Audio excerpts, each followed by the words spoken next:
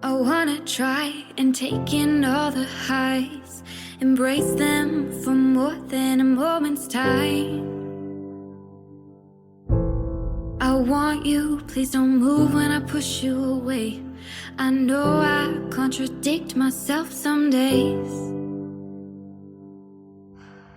but will you ride the lows with me? Welcome to Mental Health News Radio. I am your host, Kristen Sunanta Walker. Our goal is to help discussions about mental health be a regular part of your daily life, no different than discussions about physical health. Mental illness can be a topic of discussion under the umbrella of mental health, along with so many other topics. This show is the original program on mentalhealthnewsradionetwork.com. Our network of shows are played in over 180 countries and cover more topics under that umbrella than you can possibly imagine. We were talking about mental health long before it became cool and popular to talk about, and thank goodness it has become so popular. We have incredible guests, advocates, patients, experts, people. Thank you for tuning in and enjoy our intro music, a song named Lows, written by Aubrey Toon. You can find her music at www.aubreytoone.com. That night when I started praying, I cried, will you ride the lows with me? Will you ride the lows with me? When I'm down, my vision gets... Lauren and Tom, hi, welcome to Mental Health News Radio. Hi. Hey there. Thanks for having us. Yeah, thank you. So listeners, I'm going to break the fourth wall and talk to you really quick. These two, you have to watch them. Go to Instagram and they'll tell you everywhere else they are, but go to Instagram, go to NeuroDuo, NeuroDuo. I have learned so much from the way that you deliver autism and ADHD and neurodivergent. So tell us how you guys got started with this and how amazing the following that you have. Do you want me to? I'll go. So when me and Laura met 5 years ago, neither of us knew we were both neurodivergent. Neither of us were diagnosed. Neither of us really knew much about it. And kind of just, we clicked without realizing we were. Ended up getting a relationship, and things moved very fast through COVID. We were, I guess, the lockdown relationship, and That's then a story in itself. story in itself. And I guess personally, I started to go through some mental health struggles, anxiety, depression, panic attacks, and all those things you do tend to get diagnosed with before neurodivergence. And I probably went through my own journey of therapy, and my therapist mentioned to me, you might be autistic, and I was like, what is that? I really had no idea. So I went through that journey myself. Yeah, my brother is also autistic. He's autistic and has ADHD. So I was noticing some things in Tom, probably just from kind of knowing my brother like inside out. So I kind of said to Tom as well that do you think that you possibly could be autistic? And you went down that. Yeah. So then I got diagnosed autistic, and I was confident that was it. And and then in the meeting, the psychologist said that demonstrated some ADHD traits, and again, all I knew was the negative stigma around it, which shamefully I was part of. Thinking of naughty schoolboys and all that, looked into it more and thought, hang on a minute, this could be me. And at the same time, Lauren was going through a similar journey herself. And then we both had a separate diagnosis for ADHD within the space of a couple of months. But it was really nice because Tom, I was really struggling at the time. Again, unfortunately, it fits into that stigma. I thought, oh, I'm a girl. Like, I'm not showing these traits of ADHD. I'm not a naughty schoolboy. I'm not hyperactive. I'm not bouncing off the walls. And I was actually diagnosed with inattentive ADHD. So it just made sense But Tom actually gave me his assessment appointment. Mine was a couple of months after his because it's hard to get an appointment. And he saw how much I was struggling and actually gave me his appointment, which was really nice. So I was diagnosed with ADHD before Tom, but his followed a couple of months later. Yeah. I think for NeuroDuo, I think growing up, not knowing anything about neurodivergence, ADHD, and autism, and shamefully being part of the negative stigma around it, which, is something that I just wanted to put right, and I really wanted to portray the true story of neurodivergence, its strengths and its weaknesses, but also just to help people feel more empowered and more understood, I guess, because when I went through my own diagnosis journey, and Lauren the same, we both felt the social media and online community both be really helpful and welcoming, and just everything that you need when you are reinventing yourself. Essentially, you're rewiring your whole system, and we wanted to add to that. And it's been really, really awesome so far. We've done some cool presentations to schools and stuff, and just it's great. I think we want to as well, there's so much information out there that we do just want to say, on our social media and the content we create, it is what we experience. We don't want to ever talk for other people, but it's been so lovely, reading the comments and engaging with the followers, where people have said, thank you so much. I feel seen. This is what I experience. And for us as well, still kind of new in our own journey, it's nice that people relate, because you don't feel alone. You don't feel as if, oh, this is just me. So it's been really lovely. We've had NeuroDuo for about a year now. But it's so nice to just have a place that we can kind of channel our energy and also try and help others, which is really good. It's a thing, isn't it, with the whole ADHD especially, but then you add the autism into that too. You have to create. Otherwise that energy has nowhere to go. So you just attack yourself with it. Yeah, that's definitely. I think. Once I was diagnosed as autistic first, the first thing I knew I wanted to do was almost to create a good news story about it, because I had all this emotion, whatever it was inside me, good, bad, whatever it was, I needed to get it out there. And I didn't know it was going to turn into what NeuroDuo has, but it was, at the time, I knew I wanted to do something with this. I'm glad it turned out for the best. Isn't it interesting how maybe beforehand, before the diagnosis, when you're in the land of what is wrong with me, and you just don't know, and you've got ideas, but you really just don't know. And so maybe, you really can't show up as yourself fully, because there's so much this huge piece of information that you don't know. And so for me, it blocked my creativity. My creativity would come out sideways sometimes and not really land well, because I didn't know so much about me. And yet I've had years of therapy for trauma, but not for this.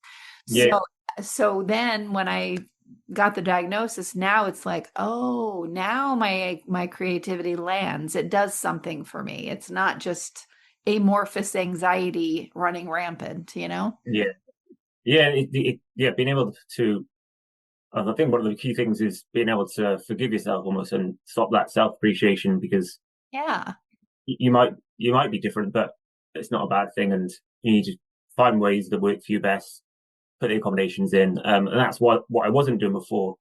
An autistic brain is very black and white. So before a diagnosis, I was kind of okay, I need to go make friends. I need to socialize, because it was a black and white, make friends, and that's what happens with that. But there were so many situations looking back I would put myself in which were clearly not best suited for my brain type, and lo and behold, ended up in anxiety, depression, which is quite a common path, I think, for people who are undiagnosed, especially. I think as well, it's just about self-acceptance. Even now, I've been diagnosed for maybe just over a year, maybe a year and a bit, and a year and a half, maybe actually. And I'm still learning so much, and that self-acceptance doesn't come straight away. It is still quite heavy. There's things that I'm why do I do this? And I know why I do it now because I have my diagnosis. But there's still elements where you don't quite accept that that's the way that it is. So I think like when we create our content, it's always about what we experience, but actually through doing it and filming it and creating it and talking about it, it's like, oh my God, like that actually is, that is me. Like, but Yes. you kind of, it's almost like a therapy in itself, like It creating is. the content. It is. Which is really good. So I'm hoping that's what people feel when they see the content as well. Yeah. I see that with ADHD, not as much with autism. I mean, I spent so many times in, just in my head all the time, and I was having a great time. The only time I wasn't having a good time is when someone would interrupt me. Yeah. It was like, what? Stop. I was just making a movie. How dare you? So yeah, you get to land as a creator. And then it's like you watch yourself and you go, oh yeah, that is true. Like you guys, the one that you did, I mean, all of them are fantastic, but one of them that helped me with my mom, and she's, open about this and everything to talk about it. But I was watching the one you did about being sensitive to noise and being like the noise detective. And I just started laughing and crying because I went, Mom, get over here and look at my phone. This is you. This is you. Autism, advocacy, education, unfiltered. If you want real conversations with people who get it, tune in to All Abilities No Filter, hosted by specialists and advocates who live this work every day. We're not here to talk around issues, we're here to talk through them. New episodes streaming now everywhere you find your podcast. Come be a part of the conversation. All Abilities No Filter is brought to you by Springbrook Autism Behavioral Health. A funny story about noise sensory. So when I went in for my autism assessment, I went into the psychologist's room and sat down, and she started speaking to me, and within 30 seconds, I was like, sorry, before we go any further, can you just get that clock and just move it and put it somewhere else? Because all I could hear was a clock ticking. Yes. And that was in. And I was kind of like, do we need to carry on? Is that my diagnosis? But it was quite funny. And it was something that I never personally realized. But having that, I don't know, being in that safe space, I guess, where there's no judgment. And having that acceptance that is part of an autistic brain. How long did it take you to get from that acceptance moment to doing the actual video for NeuroDuo about it? Yeah, a while. Gotta be at least a year, I'd say. We have done a few where it's we've done a few where it's kind of implemented about like sensory challenges in different videos, but not one that's been purely focused and I think on it. Again, the way my brain works, very black and white. I personally like to have an understanding fully of how it relates to me, so that I can then engage with other people. Because if I don't fully understand it, even the thought of putting something else out there which doesn't relate to me gives me so much anxiety that if I put myself in a situation where it's unclear, I guess, I think that would bring a lot of anxiety on. So I try and understand it fully before I do it. So even though I knew that clock in the autism assessment room was horrible, for a while I didn't really know what else it related to in my life. It was that a one-off moment?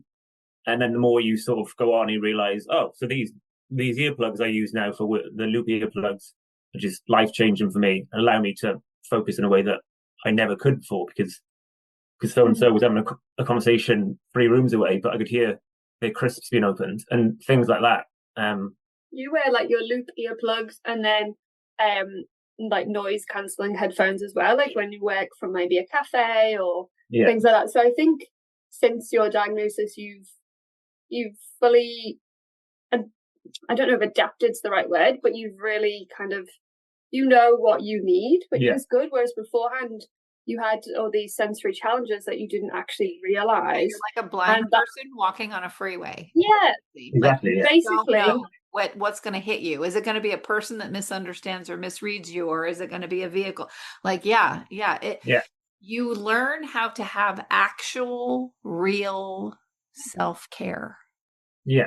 Like, oh, And it's self-caring to put the headset on and to do it this way. And we wouldn't have ever even thought of that before. yeah, and it's funny because we're both big into exercise, just as a love for it, but also from a mental health perspective. And I always think back, like I always, my physical health in terms of exercise, I always put that at the forefront. Things like eating and washing myself, all that as well. But then when it came to like my health in terms of my noise sensitivity, I never seemed to really do anything for it. And I was constantly getting in a cycle of being burnt out and then spending a couple of weeks just in a bad place and then suddenly come back out alive and then socialize and consume much. And then, yeah. I love how you just said that, come back alive, because people, honestly, that's what it feels like. Every neurodivergent person that hears this show is going to land on that sentence, because that is so true, because we really don't even, a lot of times for many of us, not everybody, but when we don't know and we don't have any help and we have no idea, there are a lot of us that really don't want to be here at different times in our lives because of all of that. Yeah, 100%. It's a lot. It's a lot for one person. And we're very lucky that we have each other, but that also comes with its challenges. We both have very different needs. And that can be a struggle sometimes, but we are lucky to the fact that we kind of know and understand what each other are going through. But yeah, I think with any relationship that it's hard to adapt because you're so in tune with what you need that you then have to become in tune with this other person's needs post-diagnosis, and it is quite difficult to kind of bring together. But yeah, I do feel very lucky that we have each other to be able to, and it's like an online community, we said, is super helpful for us because there's so much information there that beforehand, when you were diagnosed, it's like, where do you go? Like, what is true? What is not? Who do you speak to? And I get very overwhelmed. So I find that reading through all of that nothing goes in, and it's just in one ear, out the other. So I found like the one thing that has worked is, creating our content and just talking from self-experience. Like we don't want to talk about like what others are going through because we're not them. But yeah, so. And yet it lands so perfectly. Just that one thing, when I was watching you like walk around and, oh, there's a noise, I was just like, oh my God, that is my whole life with my mother. My whole life. Just, I would walk by quickly and she would go, oh, and I'd say, what? I made no noise. The wind of you walking by fast. And I was like, what? Now I get it. Yeah. Yeah. No, is that something you notice in yourself, the noise sensitivity? Have you noticed that as a struggle? I have it for sure. It just shows up differently because she's OCD and autism, and I'm ADHD and autism. So the way that she wants to immediately fix the noise, and I'm just distracted, and now I've lost my focus and what is going on. Like, let's go fix the noise. Yeah. So in some ways we can inspire, okay, Mommy, you go fix that noise for an hour, and that'll give me time to chill from being freaked out that I think the air conditioner is going to blow up because it's making a weird creak. Yeah. It's great when you find people that you can actually work with, and I mean, everyone's got their own skill sets, but being able to put them together is awesome. Exactly. Well, tell everybody again where they can find you. So we're on Instagram, so it's NeuroDuo, NeuroDuo. I think that's right. Yes. And we're on Instagram, so give us a follow or pop us a message. We always like to hear from people. Awesome. Thanks you guys so much for coming on the show, and listeners, thank you so much for tuning in to another episode of Mental Health News Radio and Converge Autism. Will you ride the low, low, lows with me? Will you ride the low, low, lows with me? One thing you can always count on at Mental Health News Radio Network and my show is that there will always be dogs around. Why? They are natural healers, excellent for your mental health. The original therapy dog Miles has something to say in just a moment. For now, please check out all of our amazing shows at mentalhealthnewsradionetwork.com and all your favorite podcast apps. Until next time, I'm Kristen Sananta Walker, and thank you for listening. And I can write the low, low, lows with me. I can write the low, low, lows with me. Till my vision clears up perfectly. I can write the low, low, lows with me. Good boy.